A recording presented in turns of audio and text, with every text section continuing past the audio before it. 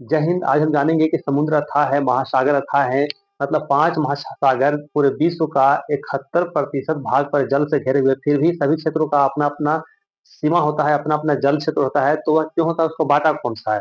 तो देखिए, सबसे पहले तो हम बात करते हैं कि ग्लोब को हम देखते हैं तो ग्लोब गोल दिखता है, लेकिन उसको यदि पूरा ऐसे बाँटते हैं तो इस तरह से हमको पूरे वर्ल्ड का मैप दिखता है, जिसमें देखिए इस ब यहाँ पर है भारत, यहाँ पर है अमेरिका और इस तरह से पूरे वर्ल्ड को ऐसे बाँटा गया है।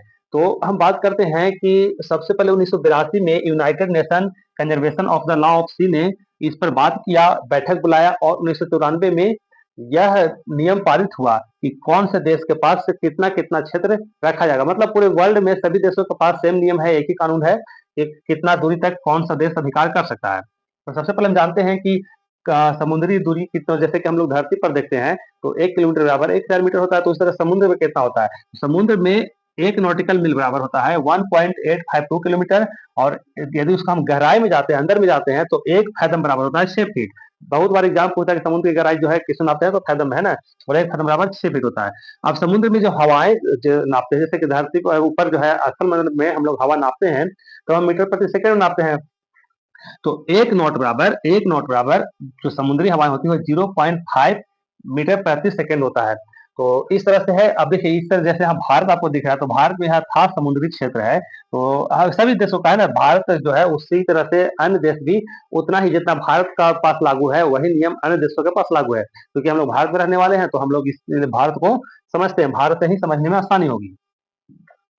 देखिए, ये सबसे पहले जो होता है, यहाँ से एक बेस लाइन होता है ना, जैसे किसी भी देश की स्थल सीमा जो होती है, वह कटे-फटे होती है, किनारा जो होता है टूटा-फूटा सा कटा होता है, तो सब जगह बराबर नहीं होता, इसलिए इसको इंटरनल लाइन या फिर बेस लाइन बोलते हैं। अब यहीं से किसी भी चीज़ का दूरी नापा जाएगा, ये हो गया हमारा बेस लाइन। अब इसके अंदर का जो समुद्र जो होता है, इसका अंदर का जो पानी होता है, बेस लाइन के अंदर का जो पानी होता है, जैसे देखिए यह जो किनारा कटा-छटा है, तो यहाँ से बेस लाइन हो गया। अब इसके अंदर जो पानी हो गया, देखिए ये पानी हो गया ये सब, तो ये हो गया इंटरनल सी, है ना? इस ये तो जो जिस देश का होता है उसका उस पर पूर्ण अधिकार है, मतलब उसी का संपूर्ण अधिकार है।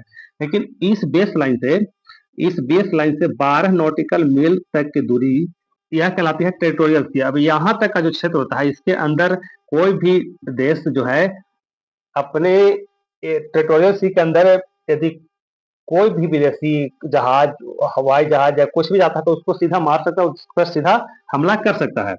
अब जो ये इसके अंदर जो क्षेत्र होता है, वो पूर्ण रूप से उसी देश का, जैसे भारत का, तो भारत का है। अब यहाँ से बेस लाइन से 24 किलोमीटर, 24 नॉटिकल मील तक जो क्षेत्र होता है, 24 नॉटिकल मील, यानी कि टोटोरियल सी से 12 नॉटिकल मील और बेस लाइन से 24 नॉटिकल मील कंटिन्यूअस एरिया है ना, यानी कि संलग्न क्षेत्र। अब इसके अंदर जितने भी खनिज, पेट्रोलियम या फिर टापू या कोई द्वीप या कुछ भी निकलता है, कोई भी इंपॉर्टेंट चीज निकलता है, तो यह उसी क्षेत्र का होता है जिस क्षेत्र का एरिया होता है। अब यहाँ से अब संलग्न क्षेत्र, ये जो संलग्न क्षेत्र है, इसके अंदर यदि कोई जहाज किसी भी देश के संलग्न क्षेत्र के अंदर जाता है, तो वहां से उस पर जो है टैक्स लेना चालू होता है। जैसे कि हवाई जहाज हो या फिर समुद्री जहाज हो या कोई भी जहाज जाता है, तो टैक्स लेना चालू करता है। अब बेस लाइन से 200 नॉटिकल मील, बेस लाइन से 200 नॉटिकल मील तक का जो क्षेत्र होता है, एक्सक्लूसिव इकोनॉमिक जोन, यानी कि अनन्य आर्थिक क्षेत्र, मतलब इसके अंदर तक कोई भी क्षेत्र आएगा, कुछ भी, चाहे मछली मारने के लिए हो या फिर कोई भी खनिज संपदा हो, पेट्रोलियम हो, खनिज लवण हो या द्वीप हो, टापू हो, वह पूर्ण रूप से इस देश का आता है। मतलब यहाँ तक मछली मारने का अधिकार जो है, वह इस देश का है, जैसे भारत का है। यही कारण है कि जैसे आप सुने होंगे, बंसर न्यूज में देखे होंगे कि मछुआरों को श्रीलंका वालों ने पकड़ लिया, भारत के मछुआरों को श्रीलंका वाले पकड़ लिया, पाकिस्तान वाले पकड़ लिए। तो यहाँ से जो अनन्य क्षेत्र में जाते हैं मछली पकड़ने, उसी को पाकिस्तान वाले पकड़ के बोलते हैं कि हमारे क्षेत्र में आया था, लेकिन ऐसा नहीं है। अब उन लोग भी क्या है कि मछुआरे को पकड़ के रख सकता है, बाकी तो भारतीय सेना को पकड़ना इतना आसान है नहीं है ना, तो मछुआरे को पकड़ के खो सकता है। लेकिन सोचिए कि कितना वो लोग प्रताड़ित करता होगा मछुआरे को जब पकड़ता होगा। तो अब हम लोग बात करते हैं 200 नॉटिकल मील से बाहर वाले क्षेत्र को, है ना। 200 जैसे ये सारे क्षेत्र जो है बाहर हैं, तो इसको क्या बोलते हैं, तो इसको बोलते हैं हाई सी। इसके बाहर का जो एरिया होता है, वह होता है इंटरनेशनल सी अथॉरिटी के पास। मतलब इसके बाहर का जो क्षेत्र होता है, वह इंटरनेशनल सी अथॉरिटी इसका डिसीजन लेता है कि क्या करना है। यदि इसके बाहर पेट्रोलियम निकल गया, तो उसको क्या करना है, कौन से देश को देना है, कैसे उसका बंटवारा करना है।